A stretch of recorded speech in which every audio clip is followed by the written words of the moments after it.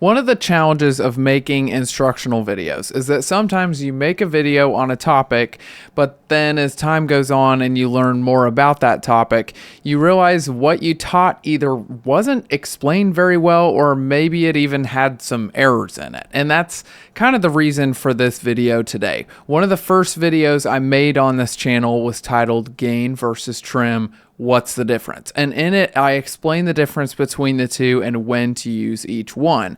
However, there were some details that I didn't go into enough that made things a little bit confusing. So in this video, I want to revisit this topic in more detail and hopefully explain it a little bit better. So let's start with defining gain and trim, and we'll go from there.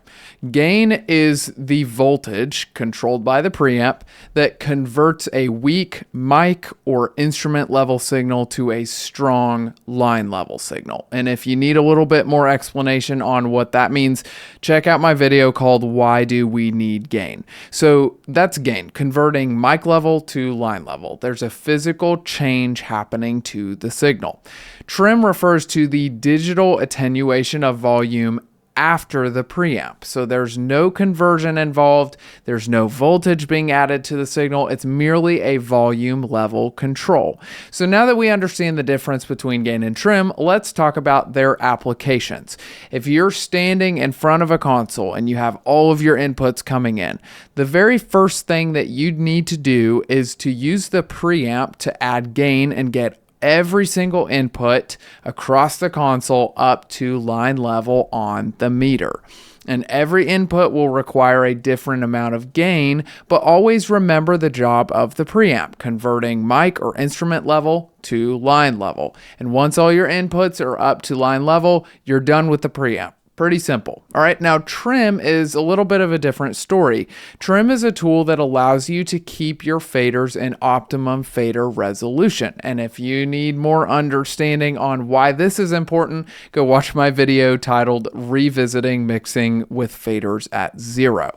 Here's an example of where you might want to use this. If you're using an electronic drum kit and that kit is outputting line level signal, you may have to pull the drum faders down maybe 10 to 15 dB to get the volume right in your mix. So instead of running all your faders in low fader resolution just to control the volume, you can use trim to attenuate that volume level, which will allow you to ride your fader back up into good mixing resolution.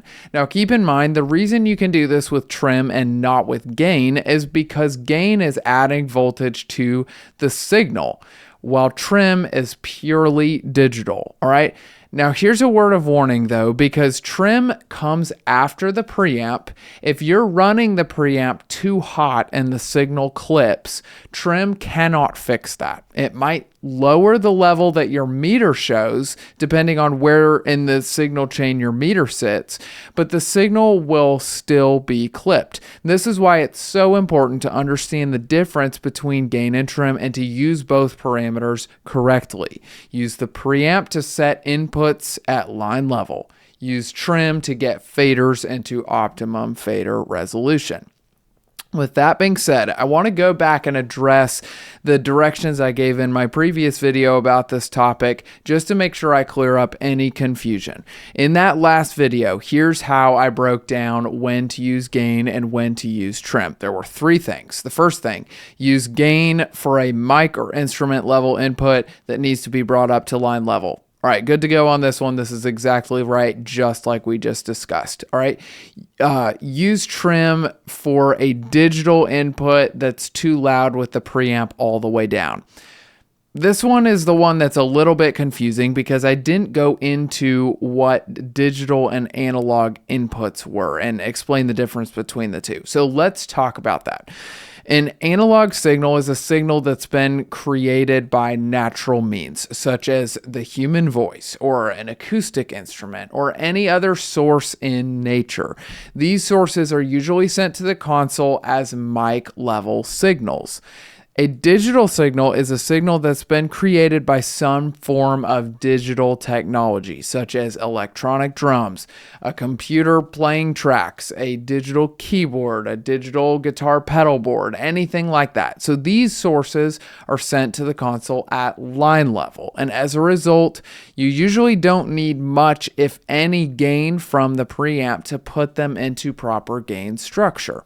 Oftentimes, though, when you're dealing with a hot digital line level source, that's when you have to pull the fader way down 10-15 dB to get the volume of those channels to sit in the mix. And just like we talked about a minute ago, this is where trim comes into the picture. All right, number 3 was use pad for an analog signal that's too loud with the preamp all the way down.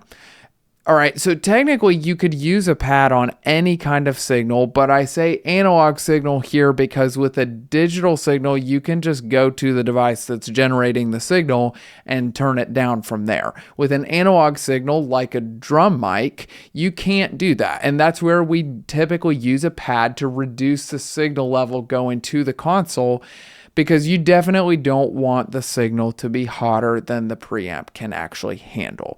So those were the 3 directions I gave in the last video, and I really hope going into these in more detail will help clear up any confusion you may have had about using gain and trim. And I know this was maybe an overly detailed explanation, but like I mentioned before, it is really important to understand the difference between these two parameters and to know how to use them correctly. Because if you don't, you're really going to run into so many issues in your signal chain, and things will simply just not work the way they're supposed to. So just remember, use the preamp to set inputs at line level, and then use the trim to get faders into optimum fader resolution, and you'll be set from there. All right, thanks for watching. I really do hope this information was helpful for you. I actually made this video in response to somebody who reached out to me wanting more clarity on this topic. So I do love to hear from y'all and help you wherever I can. So if you have any questions, let me know in the comments,